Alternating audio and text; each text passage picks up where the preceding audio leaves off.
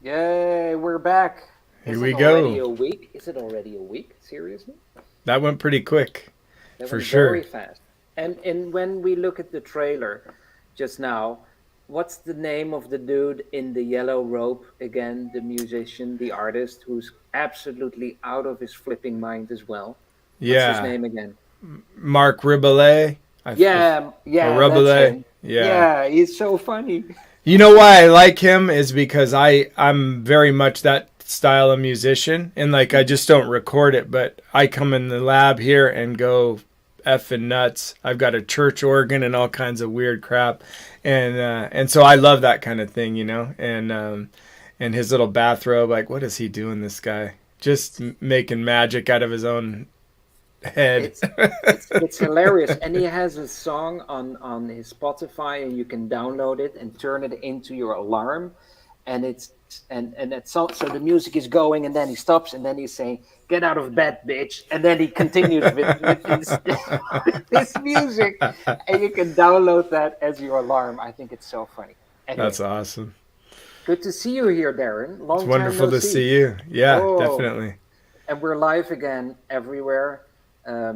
YouTube and LinkedIn and Facebook. So if you want to share anything with us, if you want to say anything, comment on anything, you have questions whatsoever, go for it. And today we have three amazing guests.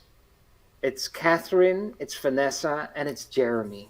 And exactly. I'm a huge fan of Jeremy, and I remember so well the first time I was Zooming with Katherine, I met Jeremy as well. And Katherine was saying immediately to me, "Have you seen Jeremy?" And I said, "Oh, yeah. Jeremy is so cool." So we should bring Katherine and Vanessa here on stage, I think, so we can share who is Jeremy and who are Katherine and Vanessa. Yay! Yay!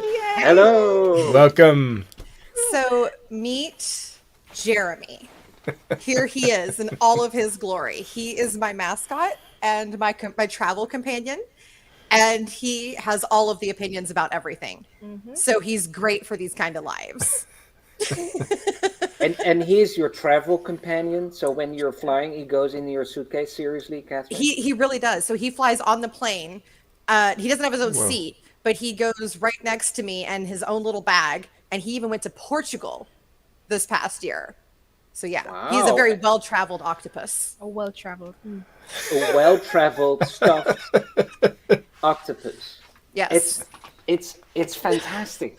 You know, yeah. He's full of pomposity, and he just has a lot of charisma, and so he does really good at the trade shows I go to. He's great at bringing the people in and getting them excited and getting them pumped up about neurodiversity and nonlinear thinking. He's all about it. So that's why he goes. So are you going then to trade shows and talk about HR, and then there's Jeremy? And then there's Jeremy. HR, and then there's Jeremy. It's like a TikTok. HR Jeremy. Is that so people know you're nonlinear right off the bat? Like, is that an intentional thing you utilize as a tool? So, okay. So actually kind of, yes, but this is the story of how he came to be. So I was at a trade show and nobody was coming to the startup area. Nobody. Mm-hmm. And I was like, okay, I've got to do something about this. And I'd seen a booth where if you ask the right questions, you could win Jeremy. And so I went over there. I figured out through my nonlinear thinking what it is that they wanted asked. Got Jeremy, hung him up on my booth, and then everybody started coming. And so now I use him actually to talk about neurodiversity and nonlinear thinking and that kind of stuff. But that's how I got him. And then Vanessa brought him to life. Actually, she started like having conversations with Jeremy and asking how Jeremy was doing. And now Jeremy has a whole personality. Yeah, if I called her and we were talking, I'd be like, "So where's Jeremy? Is he okay?" And she would have to turn the camera and be like, "He's right over here. He's fine." And what's funny is she's not the only one. People ask about him. I tried to do one of my shows without him in the background, and people like threw a fit. They're like, "Where's Jeremy? Where's Jeremy? Get Jeremy!" So if anybody just joined us, we're talking about the stuffed octopus behind your shoulder, and I'm gonna be I'm gonna be real honest with you. When we were in the green room and you had this, and we were chatting, and I was dying laughing. I had no idea that it was a real thing.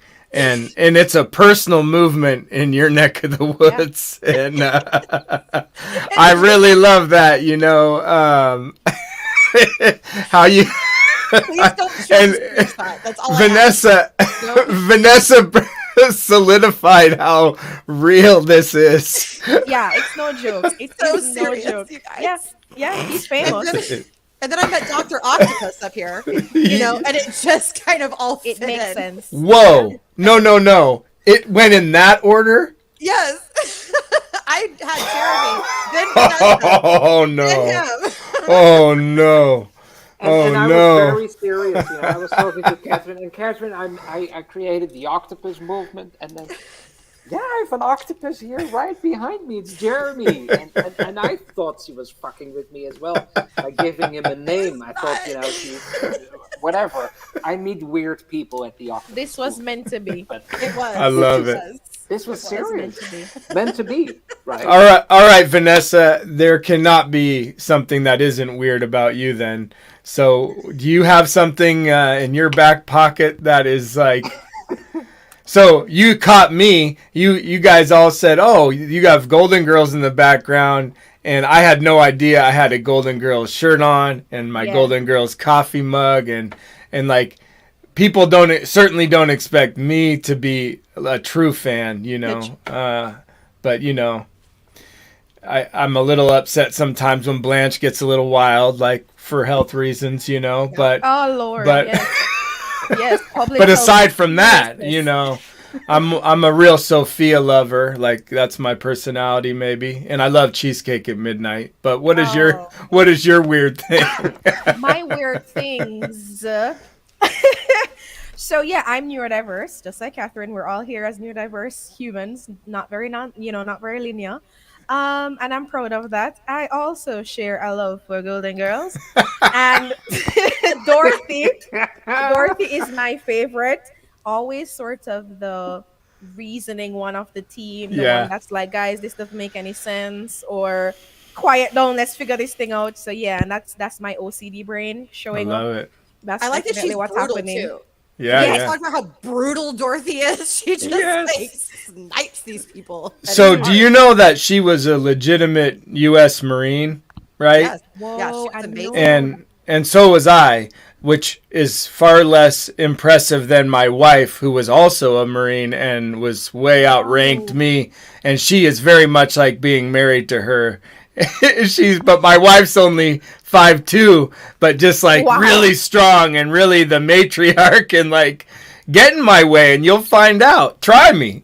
You know. I always like Sophia, kind of the same thing. I always kind of relate. We all have like kind of all four of the characters, right? But for me, Sophia got me because she was just always so funny, and she always came from a place of love. But she would just tell these women like exactly what they needed to and hear. her And I'm like, one-liners, yes, I'm like, that's who I want to be. I want to always be honest with people and tell them what they need to hear, not necessarily what they want to hear. yeah. Definitely.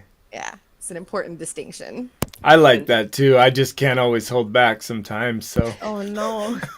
I try to be a little more quiet these days. For Not me, in a it's my mean way, face. Vanessa, but I'm a little all over the place. It's get my you. I face get for you. me.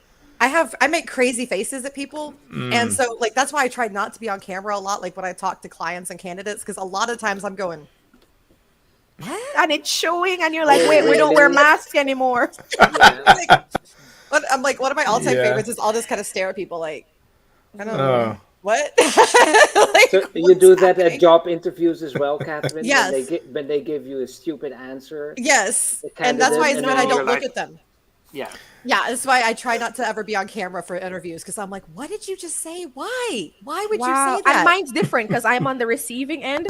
So I might get Catherine's face or And you're whoever's like, face. what did I do? Yeah, but for me, I'll get, what's that thing in your hand? Why are you playing with that? What? Yeah, it's the ADHD. It's the ADHD, but it's actually good for you. Ah. That's actually a helpful tool in your interviewing. Yeah, I get those questions. What's wrong with you? Why are you? Are, you are know? they really? No, Vanessa. Are they really saying that? Yeah, I've gotten those questions before. Or if I do this, like if they're talking and they're going on for a while, not that what they're saying isn't interesting, but I'll do this, and then they'll be like, "Are you listening to music?" And I have to apologize and say, "No, I'm not. No, if it's distracting, I'll try to stop," and then it transfers somewhere else in my body. So I get that. I always have to explain that if I do something else while listening, I can listen better. But that's sometimes very difficult for others to understand. You know, I Yeah. understand that if someone is talking to me and I'm starting to be on my phone, That's it different. makes it- right? And then I say, no, I'm listening. I can even listen better when I'm on my phone listening to you. Yes. But I know it's weird. So yeah, weird. I hear you, Vanessa. You know, I'm here as well with these I things. embrace Yep. weirdness. That's my whole Yeah. philosophy with hiring is embrace weirdness. Yeah. Why are we not doing that, Catherine? Why, embrace weirdness? I'm trying to create a little bit of change there, but so why are they not doing it? Catherine, action. Oh no. Catherine. Oh, no. She's embracing her weirdness right now. There we go. There we go. A good segue. Is he She's- kidding us? Is No. this the pose? No, I think she actually froze. That would be funny. Yeah. What would be good if you stayed frozen and had your background moving? Oh, I love that. Oh gosh, that'd be hilarious. Don't let her back in. That's it. She had her go. This is the end That of was it for me. Oh God. No, I just it was, I don't know what happened. All of a sudden you guys were spinning and I was like, Spinning. hello, what's happening? Yeah. So no, the reason that people aren't doing that is that there's a perception that it's going to cause an undue burden on themselves. And that's the truth. People are afraid of having to put forth effort. There also is a fear of different and a lot of ignorance. So one of the things that I see a lot is exactly what Vanessa was describing, which is as soon as somebody shows anything different, people run from it. But the facts and the science show that those are the things that you should be running towards during your hiring. 100%. Why?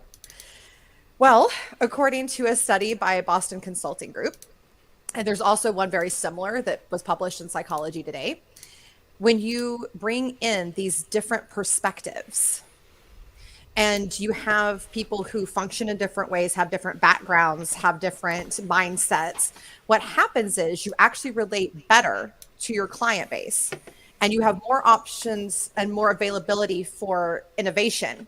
So your product grows, your customers become happier, your sales process improves, and then your average income goes up about 20%. Mm-hmm. We like that. Right? Yeah. So just from the business Wow. perspective, it makes sense. Like it makes you more money to be inclusive and to let people function in a way that's healthy for them. Yeah. I mean, study after study shows that when people are allowed to work in a way that's natural for them. So doing two things at once, to your point, Perry, fidgeting, to Vanessa's point, really brings in a whole new perspective, and letting people function in a way that's natural to them makes their brain work more effectively. And then all kinds of wonderful innovations and creativity come out of that. And they actually work better when they're allowed to work naturally. It's just true.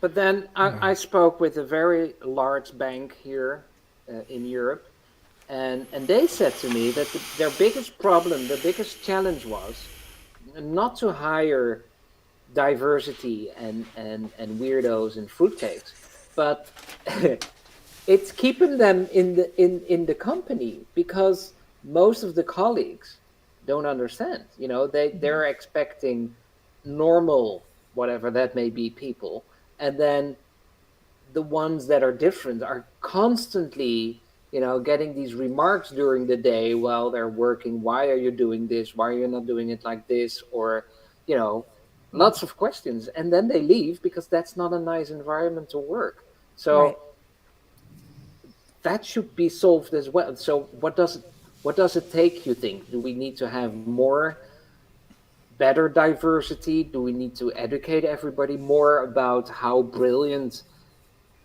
weird people are or whatever? I'm gonna let Vanessa start that one because she's actually had some wonderful insight into that the last several conversations I've had with her. Yeah, of trying to wonder why not? Why don't they? Yeah. I'm kind of curious though. Why do you like? What do you think needs to happen for people to feel, for neurodiverse people to feel more comfortable in a working environment? I think number one, and Catherine can attest to this because she sort of taught me that, to stop saying the word accommodation.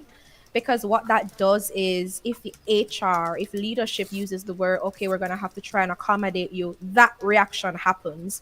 And it trickles down to other employees, which means we're going to have to go beyond our comfort level or norm or our programming to accommodate, to tolerate the difference within you. And I think that is where the problem sort of starts. The next thing I would want to talk about is the different things that you do to ensure that neurodiverse persons, non-linear persons do well within the workplace benefits everyone, because there are some things that work best for us. So clear communication, being very direct about the things that you want, having set deadlines, what it is that you're asking us for, and then, working in a space without distraction. You're going to see a lot of us wearing headphones, and that's not a problem. It shouldn't be, right? Yeah. That's something that we're going to be needing. Flexible hours.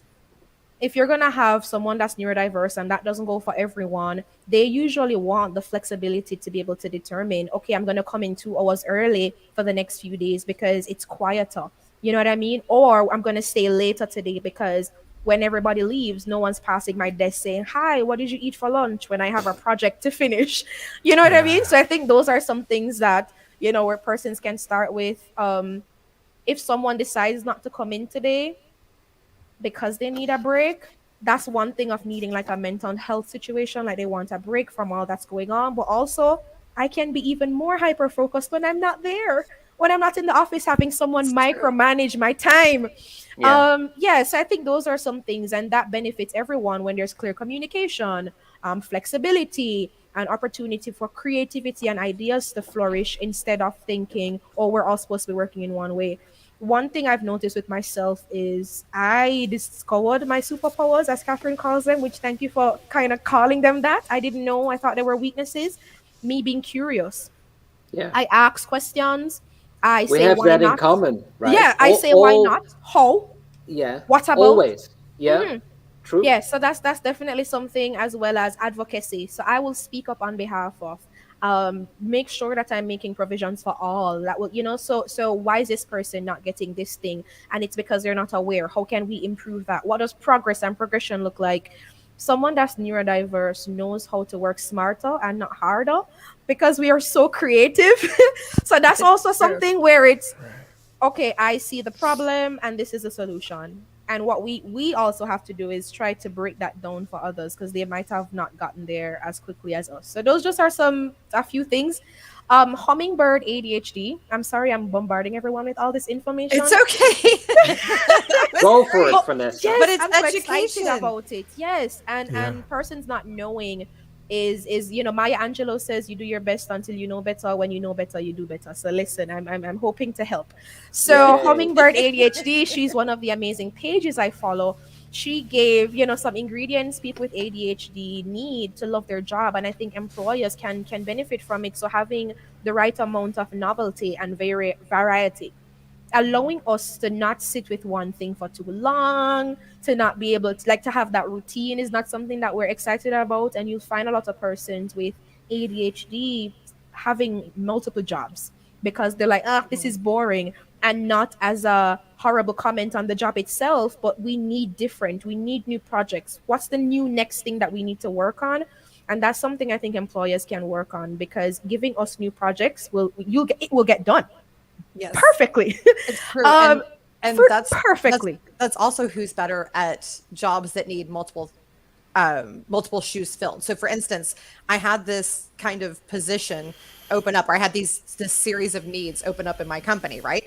And I was like, okay, who can do each of these little pieces? Who can solve this problem? And Vanessa was one of the first people, and I've actually was the first person in my head because of the nonlinear way that she thinks and her very versatile skill set and her ability to learn quickly and to do fast. And so I can give her a job that has 4 different things that you need, that are kind of juggling at one time, and she'll do a very good job. It's just a new way of thinking. And to your point, Dr. Octopus, we certainly do need to be training that into people and teaching them and educating them that it's not about you being inconvenienced.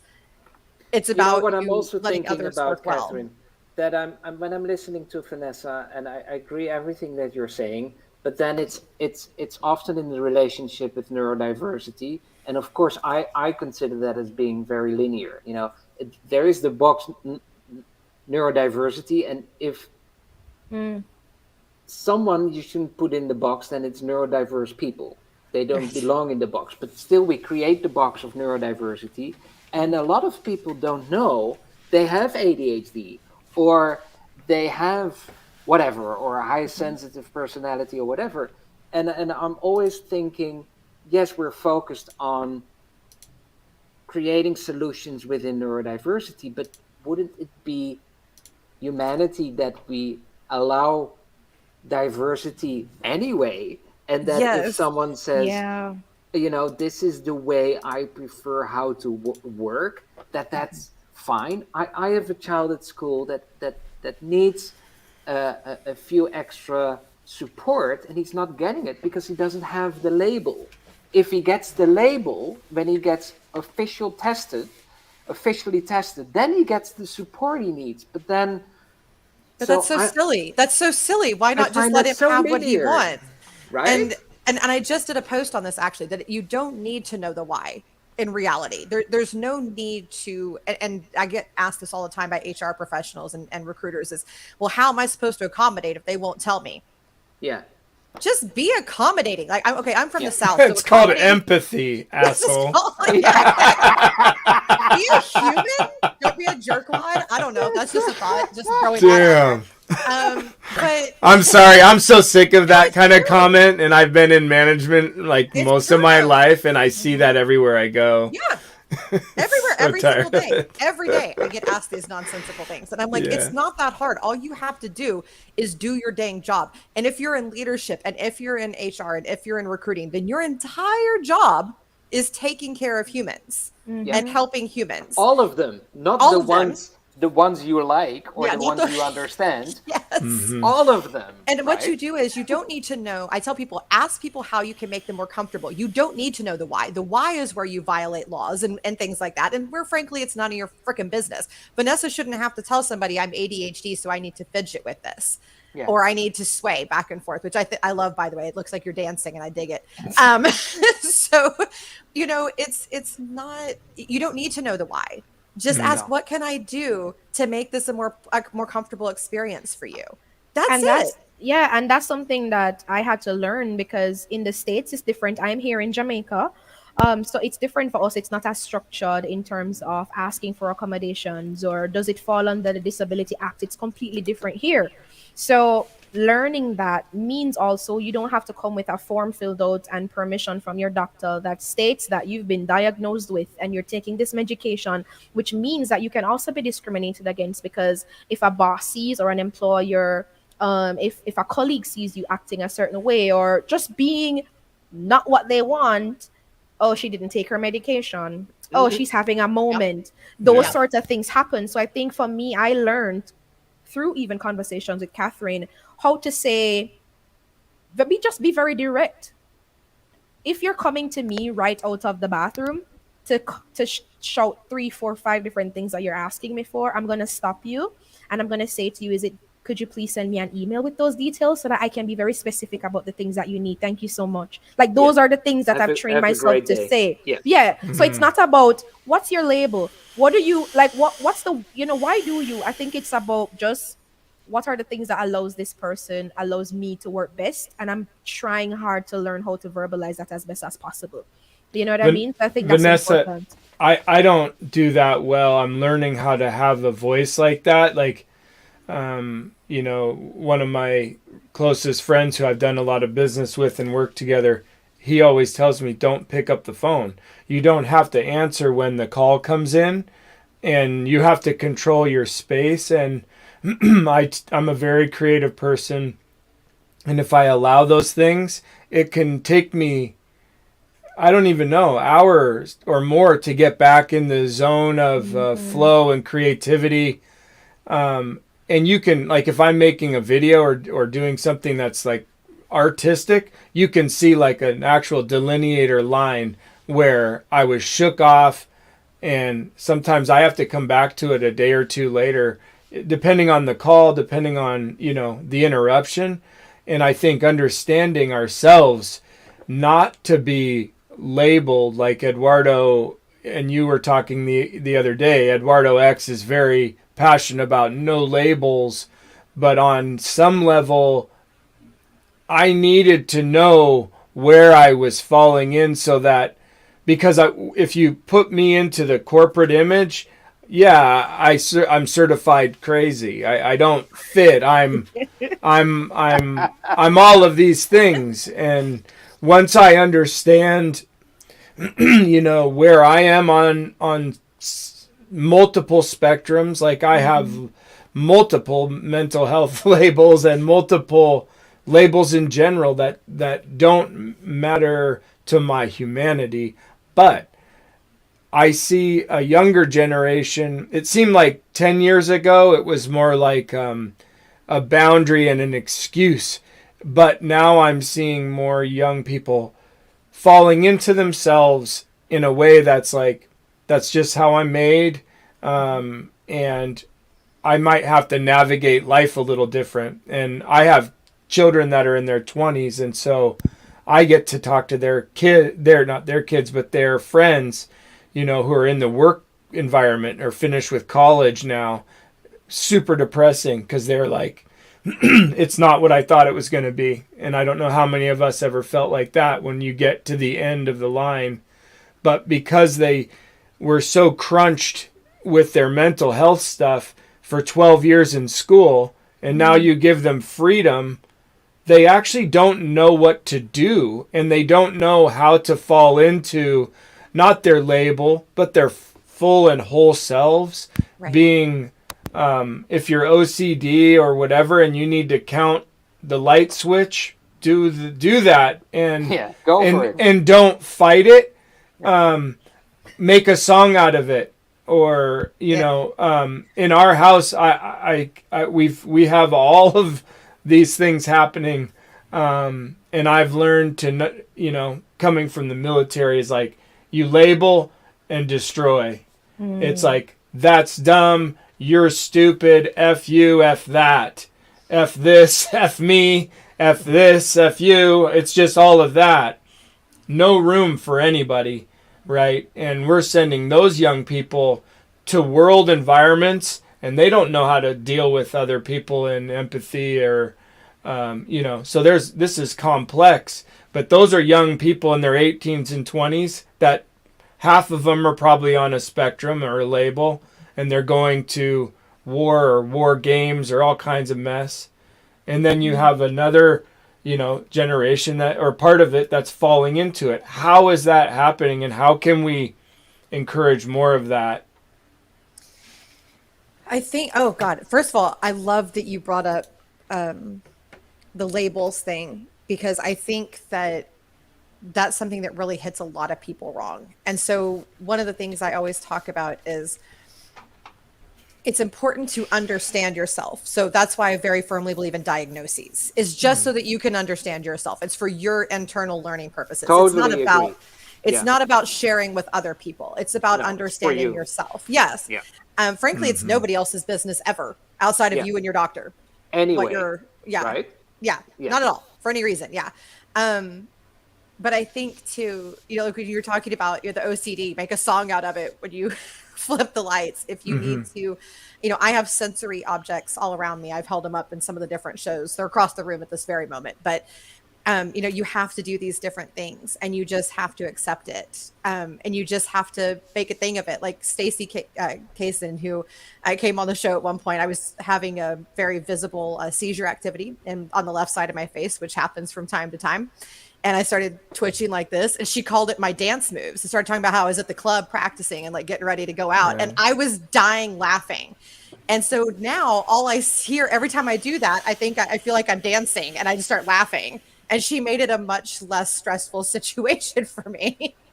So I think, kind of to your point, understanding that this is just part of who we are, and it's just a part, like your pinky. Like nobody looks at, like, I'm not going to look at Vanessa and say, oh, you're ADHD and that's who you are, because that's as dumb as looking at somebody and going, well, there's your finger. You have a finger and that's who you are, is your finger.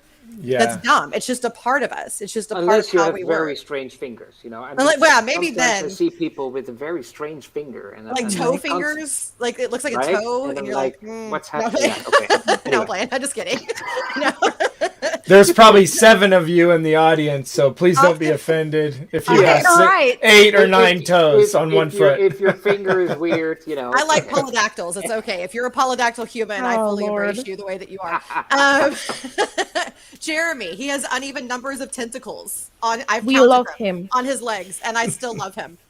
His little suckers are not even in number, and that drives me insane because one of my little neuroses is that I'm obsessed with even numbers. And so so that makes me crazy. And Jeremy and you counted all the suckers of Jeremy, which is a brilliant sentence to begin with. But that's a great sentence.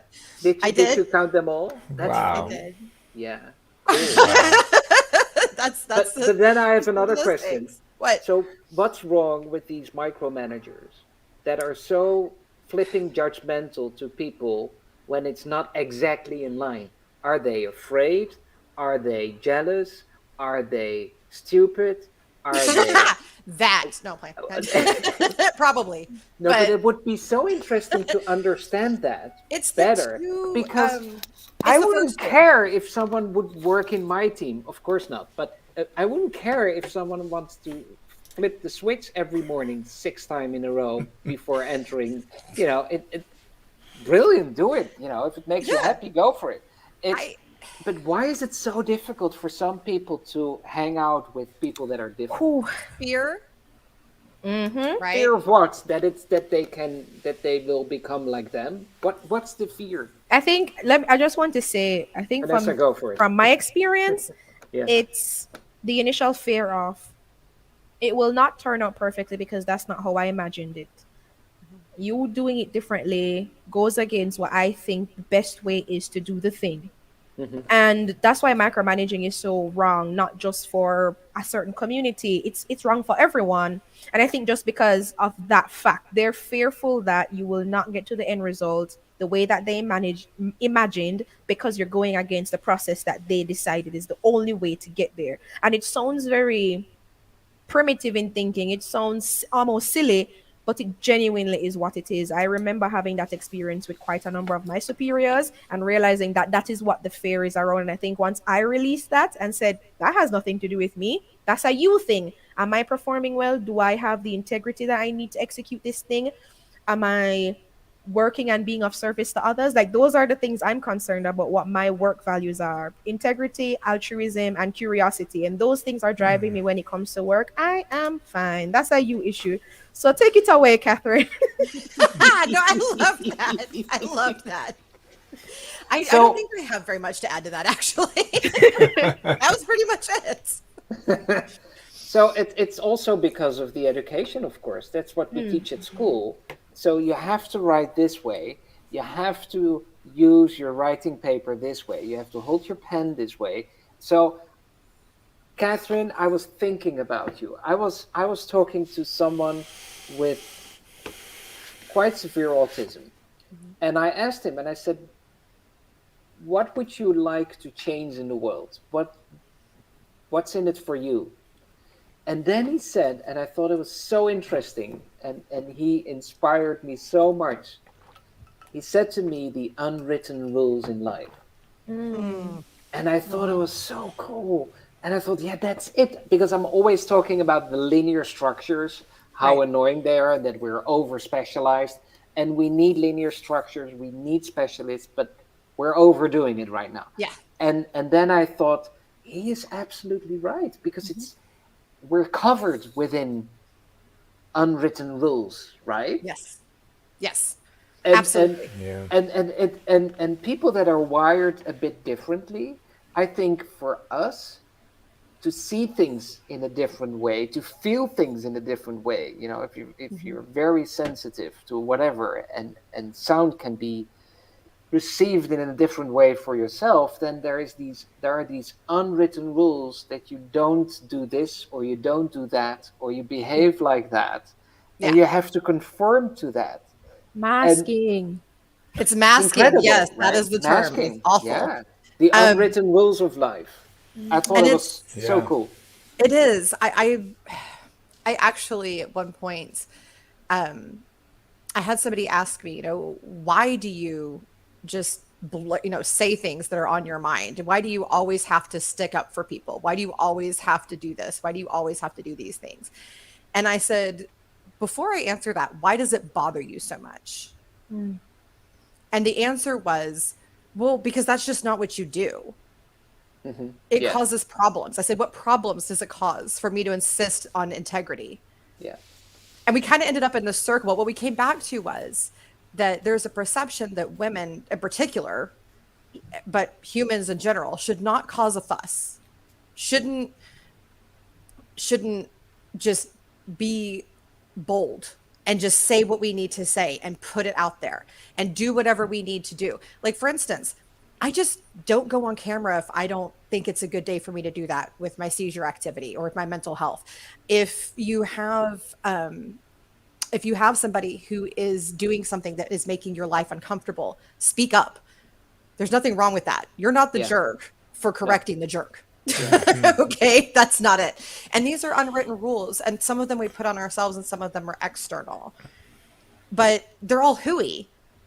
As really the only rules that actually matter are about human rights Yeah. and and making sure everybody has equality. Outside of that,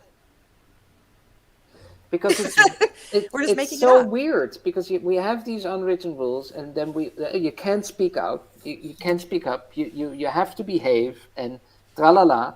And on the other hand, yesterday we had a session with our think tank, and our beautiful guest from India was telling us that right now it's the highest number of child labor ever in the Mm. world, right? And we all know that, and we all know what these big brands are doing, and that things are not going very well. Is that not the And whole point of having children? To have little labor force and have them be your Right. little. it is, Yeah. but then only within your own family. Oh, okay, okay. Just Right? kidding. You can Just work, kidding. you let them work for you, but not in a Yeah. factory. That's not a good thing. You No. can make Yeah, go get exactly. daddy's beer, but do Yeah. not do labor for other people Mm. for minimal Yes. wages. Exactly. It's Sorry. weird, right? We cannot is. we cannot Yeah. say And- these things. No. And then Dorothy made a poem, and a beautiful poem about child labor and trafficking and whatnot. And then we were talking and chatting the same evening. Oh, we should put all the brand names under it who are Yes. using child labor to manufacture their products. And I asked the lovely lady Rashmi in India, so do you know the brands? Yeah, and she sent me a website, but those weren't brands, those were products. Right. So, Yeah. Mm. and as soon if we would do that, we would have a lawyer coming to us and Oh sue the yeah. hell out of us, Oh yeah. How dare you? because you can't say that. But it's okay to have child labor. It's Mhm. okay, to be discriminating to people. What is it? 80% of people with autism are working below their capabilities or don't have a job, it's 80%. Yeah. 80%. Isn't that ridiculous? Wow. And that's okay. We don't talk about it. It's okay. Well, and it's the same thing that when the whole, hashtag Me Too came up and people were so upset that women were calling out assailants. They're like, how dare you bring this up at work? How dare you post about this on LinkedIn? How dare you? And it's like, how dare the people that are doing this? Yeah. How dare the people that have child laborers? How dare the people that human traffic? How dare the people that are being racist and sending out emails to their HR team saying, don't bring in a black candidate for this role because it happens all the time. How about that? How about screw those guys? Yeah. Right. How linear, right? Yeah. Jeremy, say something about this. So Jeremy was a very big part of a recent episode of my show called Fire the Asshole. And he he gave 8 tentacles to that idea. He was all about it. That's He so really was. serious. But it Gosh. is. It is. But it's just, I'm so sick and tired of this idea that, asking to just be comfortable and to just be yourself as a human is this awful thing. A lovely human who has kind of almost become a spiritual guiding light for me in her own beautiful, subtle way. Celia Daniels, God, I hope you're watching this, Celia, because she is one of the most remarkable humans I've come across. And she is a transgendered person and has the most beautiful, inclusive outlook and empathetic understanding of other people and how they relate to her and how she relates to the world, and just has a wonderful, kind way to help people to be more inclusive, including just smiling at them until they can't help but smile back. How beautiful is that? I mean, I would walk up, like if somebody was shouting hate things at me, I'd walk up and punch them in the face. She walks up and smiles at them. How beautiful is that? How courageous and strong is that? It's remarkable. And I just want to shout out too that gender dysphoria is a neurodiversity, and anybody who doesn't agree can come fight me and Jeremy. We'll go 9 rounds with you. 9 rounds. Yeah. We got 10 arms between us. I think that's what we're saying, Catherine, is there shouldn't be a fight about anyone's humanity. It's my hypothesis and belief that this undoing of the culture that we are in, that is wrong and isn't human, that it will be undone by people like us, because I truly and fully believe that if you're on any of these spectrums, whether it be Tourette's syndrome or OCD or bipolar, any of these things, we are, and I say we because I belong to some of these clubs, not by choice, but by life circumstance. That's where I am, and being comfortable in who I am is allowing me to move on and do greater things. And the more comfortable I'm realizing I can be, the more sensitive I really realize I notice that I am. I can feel other people's anxieties. I can sometimes almost feel like I can almost know what other people are thinking, and they think they don't know that they're showing any emotion, and so I know lots of people with different other labels, especially ones like autism or OCD, where it's that different sensitivity mindset that allows us to view things in a way that's not what everyone else is doing. And if everyone else is looking at the same thing, you're only going to get the same answer. And to me, I feel like it got locked in 1950, and we've been perfecting it until about 2010. And then around then, it seemed like that generation was like, wait, this just isn't going to work, and now those kids are in their 20s or older. I can't do math, but that's some age. I don't know. But what I mean is, I felt like if the corporate mindset that's driven by finance, which has been myself, by the way, I've been that asshole, I've learned myself out of that, you know. It was learned techniques to be corporate, by the way. Every bit of that, when I'm healthy, I don't operate at all like in any of those regards in life. You know, I'm not going to send an email and spend an hour writing it to someone like you, Catherine. If I have something to say, I'm going to say, I might say something wrong here, and maybe we have a conflict. Let's ride this out together, you know. And people are doing these analytical techniques to try to be perfect, and I can't figure it out. I know. First of all, what is the green object that you're groping? Yeah, as the very audience serious. members so wonderfully put. Well, it's I don't know, a squeezy ball. How do you call that? I don't know. A stress ball. Just A a stress stress. ball. Yeah, Yeah. just I'm Dutch. That's my excuse for everything. I'm Dutch. I'm Yeah. Dutch. Forgive me. You know, I'm very bold and stupid. I'm Dutch. You know, forgive me. I don't pronounce that correctly. Oh I'm my Dutch. God. I can't find my words. I'm Dutch. It's okay. Yeah. I have another statement. What about this one? Everybody has neurodiversity. Okay, so here I just had this conversation actually with a neurologist who's also a neuroscientist. So He knows. here's what we He talked knows. about. Okay, what did he say? Is from the standpoint that everyone's mind works differently, everyone has neurodiversity, but that's not what people say.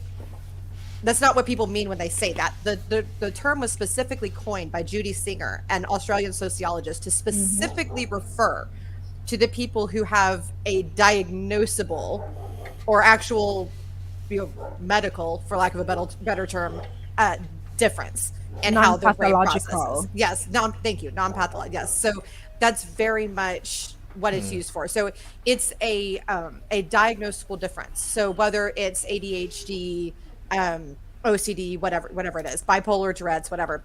So That's forgive me, I'm Dutch. I don't understand. So he's swear to God. basically saying it's true, but we don't use it that way. So that it is true. So everybody does process a little bit differently. Nobody's brain is identical in terms of how their waves function and all of that. Exactly. But there is a percentage of the population that it's actually visible difference or chemical difference. So there's actually a physiological difference. And that's what people are referring to when they say neurodiversity. I get it. Yeah. And but so if you're even being Dutch, you still get it? I still get it. Yeah. Thank you. But that's because you communicate so clearly, Catherine. And I love listening to your voice, especially and it's with hard. my headset on. Thank you. It's hard some days because of my neurodiversity. Like my brain just will kind of stop. You've been on the phone with me when I've done that. It just stops. And then other times it'll kind of just go off into this like very deep, dark hole of the abyss of where like my thoughts come from, and it gets super intense, like really fast. But it is. I think it's important to communicate well because that's how you help people to understand. Exactly. So it means there are normal people then. This is what you're saying. Yes. So you can be in the norm when you look at the, how do you call that? In the video, that's what the falling sheep was. The normal. The falling sheep. Going off the edge. And I think too, I want to bring this up too because you brought up communication, that there are many ways to effectively communicate. So, I've had people talk about that, this person can't do sales or can't do customer success positions because they're on the autism spectrum and they don't like to talk to people. Okay, well, there's this whole thing called a visual presentation. Yeah. And a lot of people can create wonderful presentations. There are many ways to communicate that aren't just conversing. Because the unwritten rule is that you need to be an extrovert and be able to communicate with everyone and be very popular, because that's the unwritten rule for sales. I used to have a colleague in the sales team. He has autism for sure. Maybe he doesn't know it, but I know. And he was so good in supporting us. He was creating all these presentations and all the paperwork and in detail. And he was so fast. It was unbelievable. But clients loved to talk to him as well because he was just so spot on everything, Right. But according to the unwritten rules in life, he wasn't Mm-hmm. suitable for sales, but he was the best one in sales. Right, So absolutely. blow my mind. Yeah. It's incredible. And you know, it's funny, Vanessa and I have talked about neither of us is particularly an extrovert, but we're both really good at having conversations. Can Yeah. you imagine if you were an extrovert? Jesus, right? Yeah. My Lord, listen. Oh God. Lord help us all. Yeah. I Yeah, I think love my there's introversion. I love it. I love it. So what do you think benefits you when it comes to your introversion, Vanessa? What do you think are the benefits to you as a human?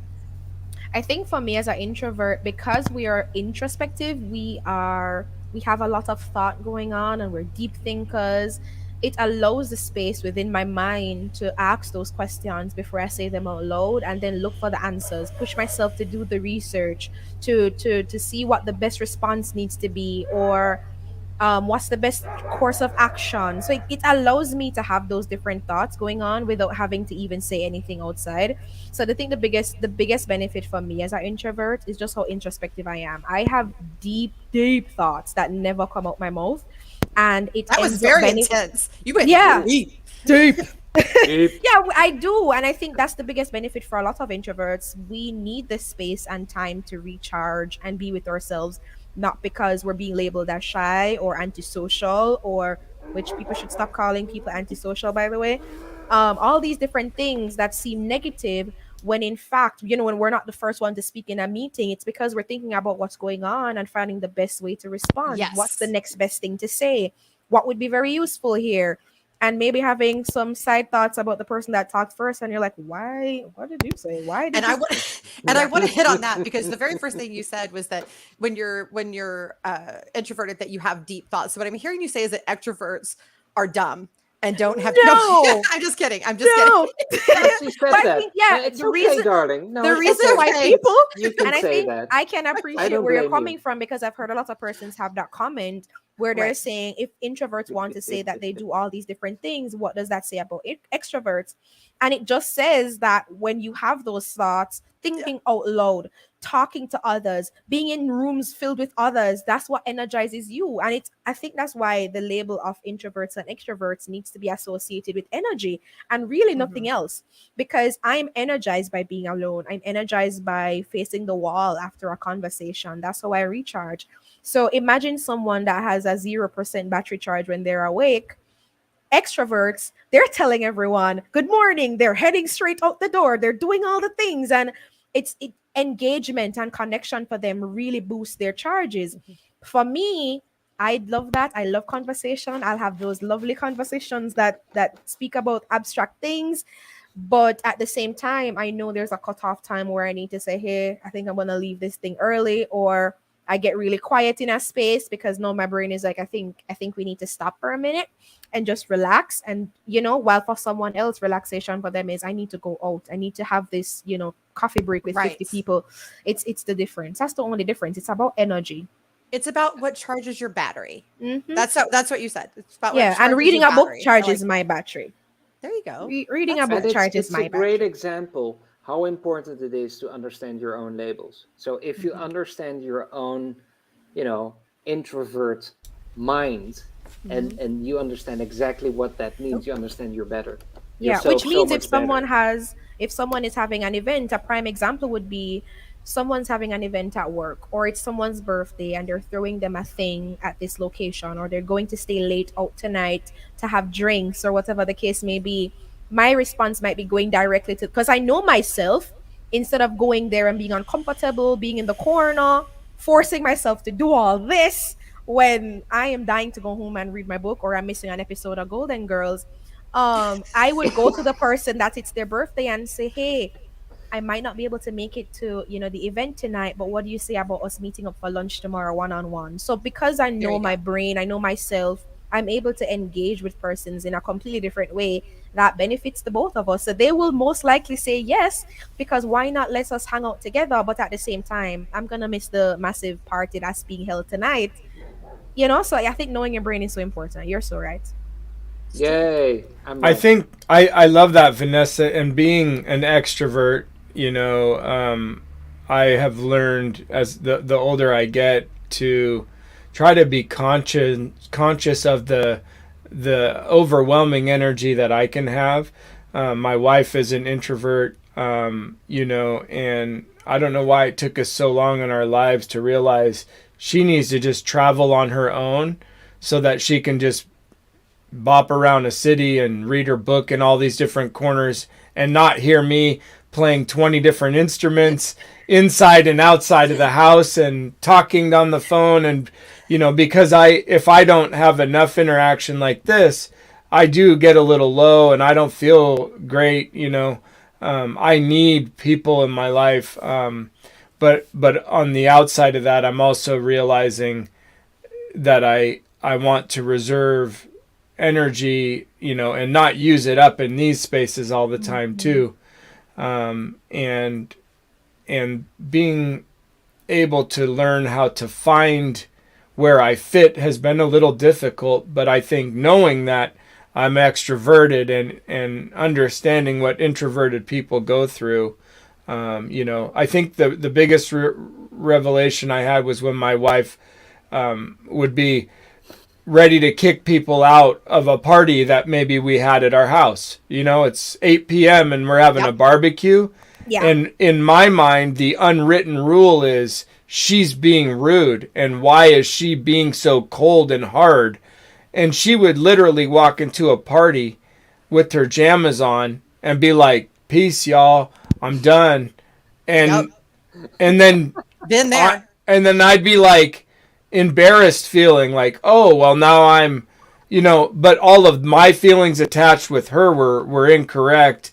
Her doing that had nothing to do with my identity, and everyone at the party, if they didn't agree with that, they could go somewhere else. I'll say it nicely. They can go to heck. It's so funny. It's so funny because what it does is it leans into, again, with the labels of introvert versus extrovert, and persons are saying, but I'm not one way, I'm maybe not the other. Where do I fall? It removes those confusions by just thinking, what are your boundaries? Yes. What's important to you? What drives your energy? What makes you excited? And lean into that and set boundaries around that. So I think that's even bringing it back to HR and the workplace. What are your boundaries? So for me, like, if I'm done with work, I'm done with work, which meant I'm not going to take on a role that means I'm going to be available 24/7, simply because I need to know that when I'm done and my cutoff for life, like for the day. I remember Glennon Doyle says it. She does all these things for so many people. She's a part of so many things, but she quits every day. What does that mean? It means that at a certain point at the night, at a certain point in the evening, she's done all the things, all the people. Done. I'm done. That's 9 o'clock, 10 o'clock, whatever time that could be for you. And you're like, listen, I'm done. I'm not answering emails. I'm not, you know what I mean? So I think leaning into the direction of boundaries for persons that aren't sure what direction they're leaning towards, boundaries. What are the things that are important to you and how do you preserve that? What's sacred to you? Is it your time? Is it your energy? Is it your physical space? Is it your home? So if it's your home, okay, at 8 p.m., I'm going to need everyone. That's my boundary. So the party goes on until 8. And you let everyone know that's my boundary, for them to then say, oh, she's an introvert, that's why she's like that. No. That's just my boundary. Thank you so much for respecting it. This is just it. My energy is cut off. That's all it is. It's done. That's all Thank you. Goodbye. That's all it is. And my boundary is that we're almost up to an hour. So we are. Yeah. That goes fast. Oh, wow. Shenanigans, We are, right? It's very sad. It is. Oh, Jeremy. What to do without Jeremy? Sweet Jeremy. He's having some feelings about it being the end of the hour. Yeah. I want to close out by saying, Vanessa, I've learned to honor my wife in a way that now if I'm throwing a party and it's 3 o'clock, I'm ready to go till 3 a.m. and I know that. But if you're showing up at 3 p.m., I'm going to say to you, whenever my wife says this is over, it's over. Awesome. And good for you. And I don't care what anybody thinks about it because she's my ride or die. Right. She's the one that picks me up when I'm down and I pick her up when she's down. And that's the only thing that should matter. And we get lost in the chaos. So that's all I wanted to say because I thought that was important to follow up in honoring other people's space. Yes, and honor other people's space. Yeah. Who doesn't like to hug? Persons that don't like to touch. I'm not going to have eye contact with you. All those different things are just different. That's what their boundaries are, and that's fine. And that's it. It doesn't hurt you. Yeah. Catherine, Vanessa, And that's Jeremy. an hour, and Jeremy. This has been amazing. Perry, last words? Well, if Jeremy ever becomes sick, call me, Catherine, because I will. then I will help Jeremy. Yes, he sometimes is ill and has to be taken extra special care of, but it's okay. Then please let me know. I will, and he says thank you. And thank you both for being here and Bye-bye. hanging out with Darren and myself and have fun and talk about interesting stuff and boundaries and neurodiversity and work, and also just have some fun and craziness and connect with each other. And hopefully we inspire others to do that as well. Flipping, accept Absolutely. each other. You know, people are like medicine. It's so cool to know lots of different people. And if you're a micromanager at the office and you're being a pain in the ass to a lot of people, Stop. Just stop. stop Just stop stop. doing that. Stop Cease. doing that. Just Just stop. don't do it. Please. Otherwise we will send Jeremy with I will Catherine release to the you. Kraken We will onto release you. Ooh. Yeah, yeah. It gets deep and dark real fast. Thank you everybody so much for being here. Also our viewers and people that are sending messages like Lenny here. You know, it's so good to see you all and interacting with us. The octopus movement Absolutely. is so cool. Octopuses It are is. just cool. Cool They are. people, cool creatures, a cool Yes. planet, everything is Intelligent. Ooh. cool. Intelligent, introvert, Yes. and extrovert. Yes. All of them. Right. It's true. All Thank right, you, Darren. everybody. Thank you Thank you. guys. Here Thank we you, go. Catherine. Bye, Vanessa.